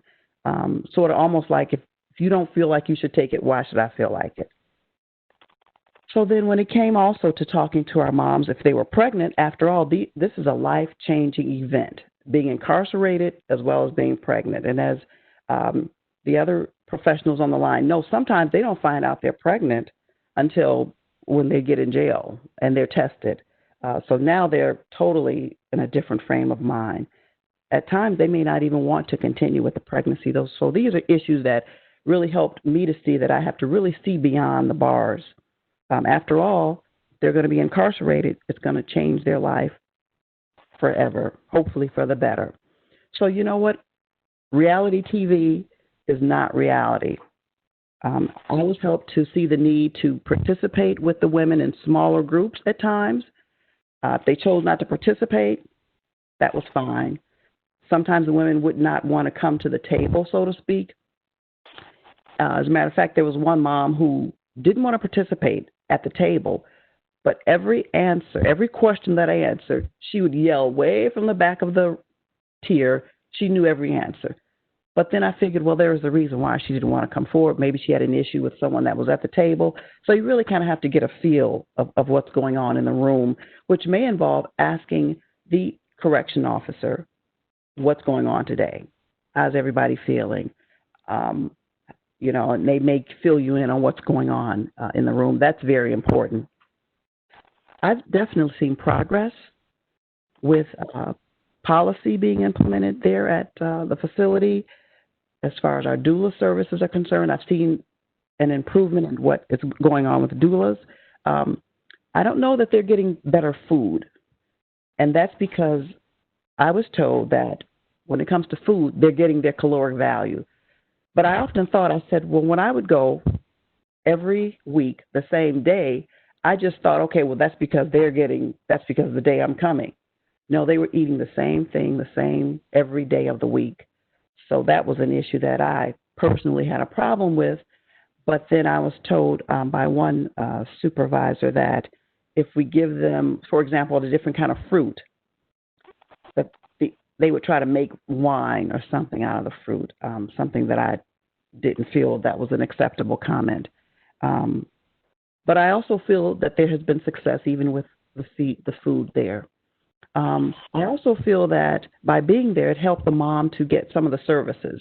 For example, I was there talking to a mom, and she was telling me that she wasn't able to get a manual pump. She was engorged. She really wanted to pump for her baby, and I repeated what she said because, there's cameras all around. Right after we finished the conversation, one of the lieutenants actually came into the tier and presented her with a breast pump. So I felt really good that things are going on, and there's been progress that's made. I've also seen extended services there. There could be more as far as mental health is concerned. One of the things that I would like to implement is having a video that could be shown. So those are just some of the things that I've seen the need to see beyond the bars and helping moms. Thank you. Thank you very much. Thank you so much, Kathy, for sharing that experience, sharing your experience from the perspective at Cook County Jail. We have about 10 minutes left for questions. You can type questions in the chat for any of our panelists, or if you want to share your experiences, you can do it in the chat. But we have about 10 minutes left for questions and comments. but we have a few questions. One is, how do you get your foot in the door? That's the first question. And then what kind of virtual support are you doing right now based on COVID?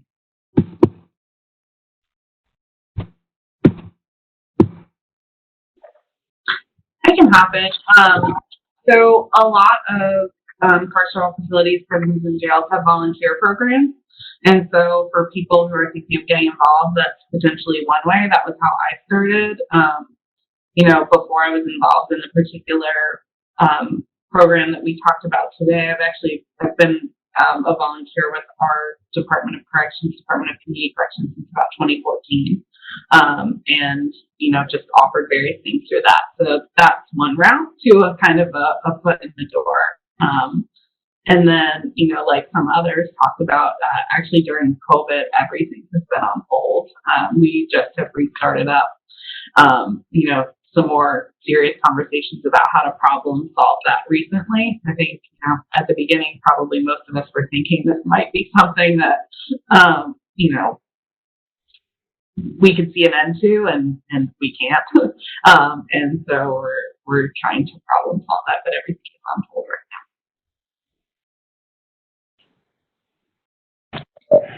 now. This is Colette.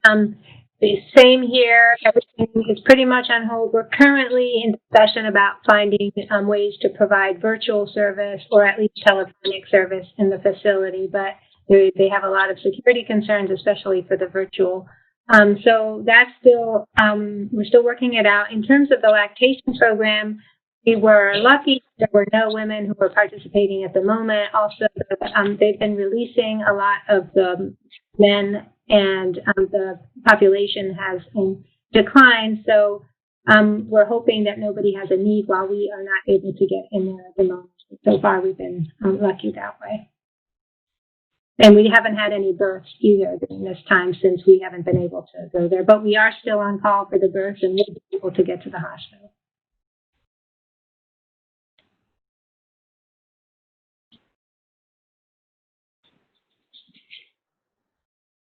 Hi there.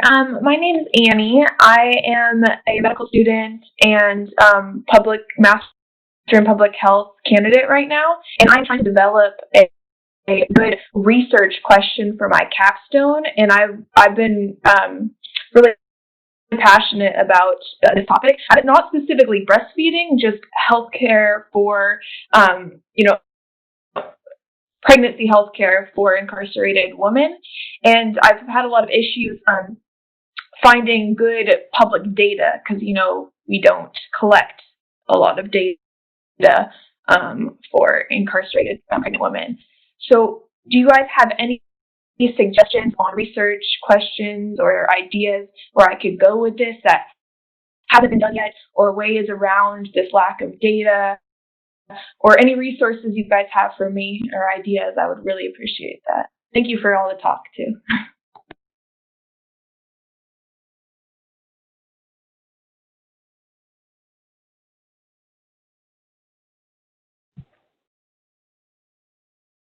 Can you hear me? I can hear you now. Okay.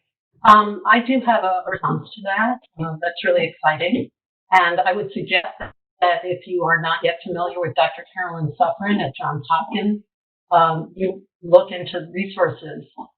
She has a book called Jail Care, and she did a program called Pregnancy in Prison Statistics and studied 30 correctional facilities between May of 2016 and May of 2017, and has just a wealth of information. She's an OBGYN and a cultural anthropologist, and she was at San Francisco County Jail for many years, wearing both hats as an ethnographer and a researcher and a provider of care. So she's a fabulous resource. And what I would also suggest is on the website for Illinois Birth Justice, if you go to a link to a separate but linked Google site, it's the annotated bibliography called Causes and Consequences of Mass Incarceration. And I have a little over 25 folders and at least 600 articles and links to other information that have been annotated. And one is on healthcare and incarcerated women. And another is on breastfeeding and incarceration. So, for instance, the Breastfeeding and Incarceration Toolkit, just a little show and tell. The Michigan Breastfeeding Network has some wonderful resources, and there's lots and lots of other things. So I think that would be a place to start.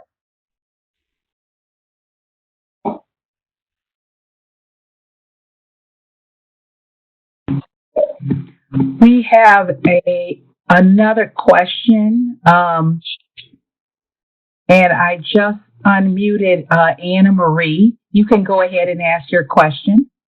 Two questions for Colette. I put it in the chat. You mentioned people at the jail would be willing to coordinate. I was curious how you got them, how you were able to sell them on that. How did you get them to coordinate, and how did you pay for that to get them to coordinate, I guess, as far as resources? The second question for you is, you said the IBJ was willing to pay and facilitate for the breast milk to be transported. Just was curious where that funding source came from. That's one of the things that I've talked to Dr. Zelensky about. We've all kind of brainstormed about that. And then my next question was for Colette.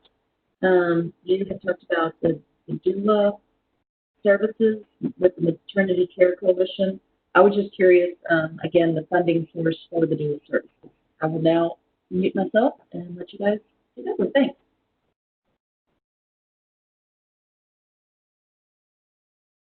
Hi.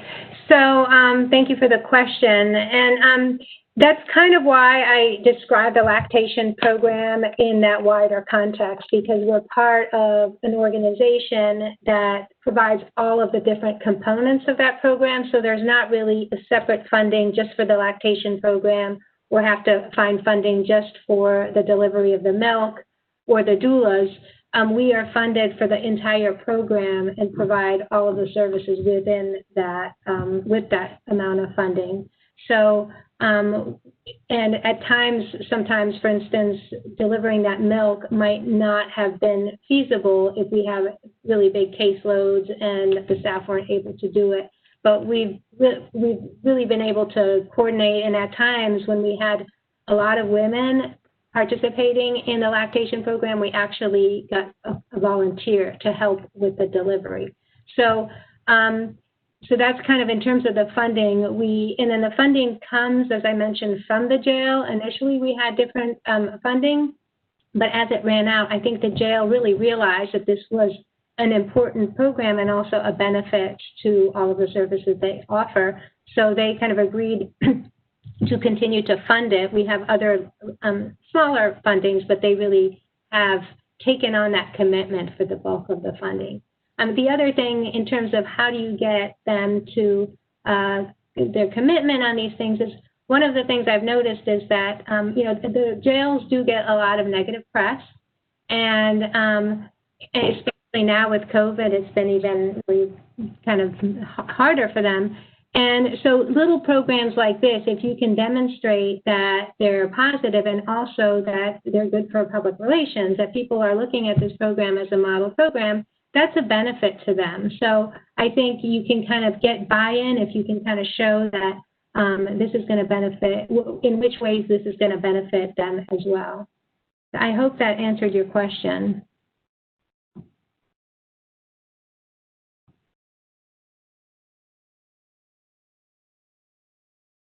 Yes, it sure did. Thank you so much. That was great. Sure. Leah. I am from Indiana, and my question was, and I think one of you answered me already, how you guys got together for this presentation.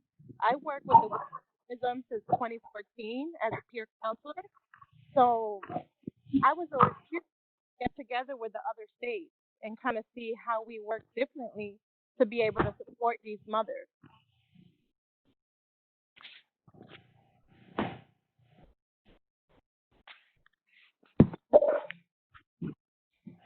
Yeah, I can probably answer that. We found some programs.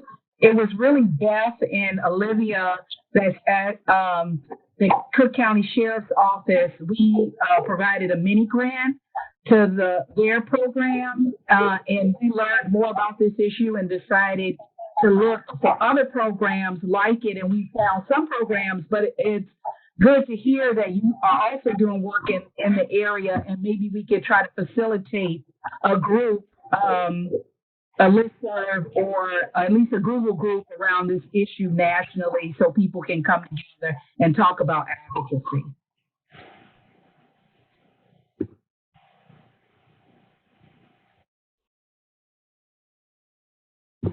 I think the next person is Angie. Hi, Colette. My name's Angela Ham, and I am a health educator with the Illinois Department of Public Health Office of Women's Health and Family Services.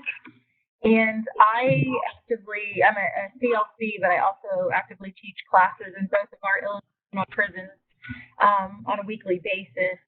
And I was just wondering where you got your curriculum from that you used in your parenting and prenatal groups, or was it something you developed, or did you purchase it?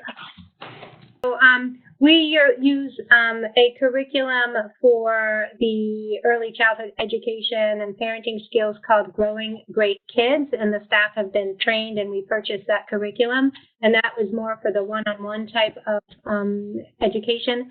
In terms of the parenting skills curriculum, we use one called Nurturing Families. And we don't have to pay for that curriculum, but all of the staff get trained in that one. So those that we use. And in terms of the prenatal group, that was our own curriculum, or put together with a combination of Lamaze instruction. I think there was one other curriculum that they had used to put together that program. Okay, thank you. Yeah, we were looking at Nurturing Families. We have purchased it in Illinois ourselves. The prisons were teaching that program itself, but we are finding that we have to pay. Obviously, we have to pay for the assessment to give those women their credit for completing those courses. And paying for the assessments wasn't a big issue for us, but our main issue was we have to print those assessments out, and then they would have to go back and be entered manually in the computer since our women do not have computer access. I'm always looking for education to do with our pregnant women and the newly delivered moms. One of our facilities, Decatur Correctional Facility, has a mom and babies program. So the babies can be housed with their mothers up to the age of 2 if the mothers are eligible for that program, and deliver while they're incarcerated. Also, we have our other facility, Logan Correctional Facility, has a pregnancy wing, so I do work with those women breastfeeding and lactation because they're not allowed to keep their babies with them in prison. But it's really hard to have a set-down actual group, especially with the women at Logan Correctional Center, because there's new women coming in daily that are pregnant. So it's really hard for me to start a group and have the same members in that group for the duration of the program. Yeah, and we run them by cycles, so they're like 8-week workshops with 16 sessions, so it's twice a week. And so we just have people wait until the next cycle in order to start with that program. We can enroll them for a couple groups after, but I think we close it after the second or third group, and then they wait for the other cycle. Okay, yeah, I know we do that quite a bit with our other classes and helping that wing as well. I switched to a one-on-one, especially counseling or the breastfeeding or lactation support at Logan Correctional Center, just because, like I said, there's new moms coming in, new stages of pregnancy, and so the one-on-one works good there. But this would definitely be something I could look into using at Decatur, where there's a set base of moms that live on a particular unit all together at one time. Mm-hmm. So we'll take two last questions. Hopefully, our panelists, if you would be willing to just take 2 last questions, and then we'll close. I see a question for Beth. You mentioned that your slides, the people at the jail will coordinate. How did you facilitate that logistics and funding source?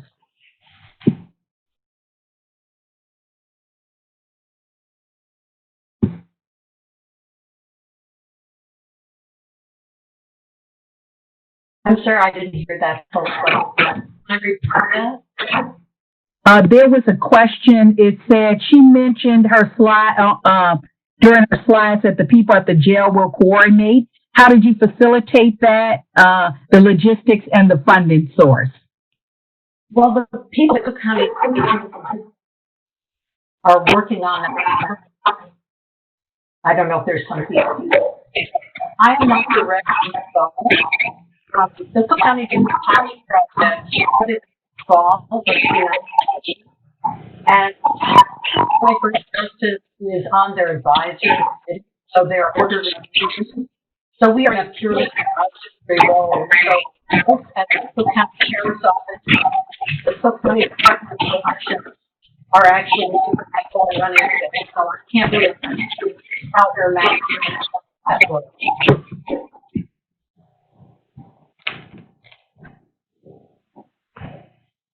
Okay, and I think we have one person. I'm going to try to unmute Sheila again, and that will be our last question. But if you have follow-up questions, feel free to send an email. I know we're going to close soon, but we'll take this last question from Sheila Allen. Her question, is there any program in place to track new moms or expectant moms who are part of the WIC program? When they cease to connect with the caseworker, what's the process?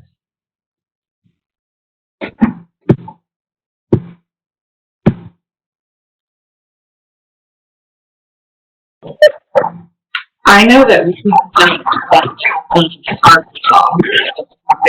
we are encouraged being able to follow moms over time as part of a small grant that we got.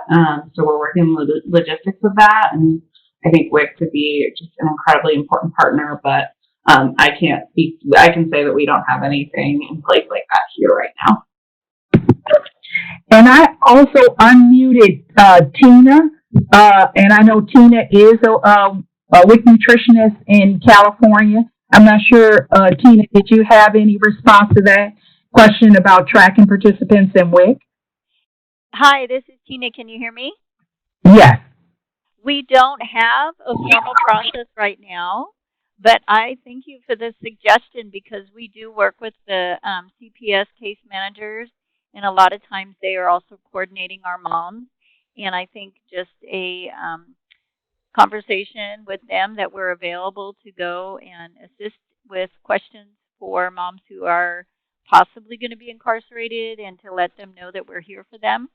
And it's whether they're on WIC or not, because we have an active coalition in our area, and the coalition is also available to support the moms.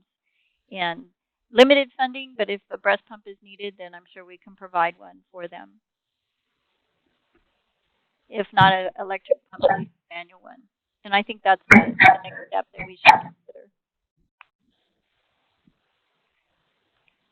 Thank you so much, Tina. We are going to close. We're about 15 minutes over. Would like to thank our speakers, and I appreciate you going over a little bit on the time. We will have a follow-up survey for the participants, but we also will have some follow-up information. As Beth mentioned, she provided multiple resources for people working in this area. We also will share at least some of the slide presentations, as well as determine people's interest in maybe starting a Google group or other listserv or around this issue for people to communicate with each other. So we are going to close. Any last speaker comments? Anything you would like to share before we close? No. Great. Well, thank you so much for attending.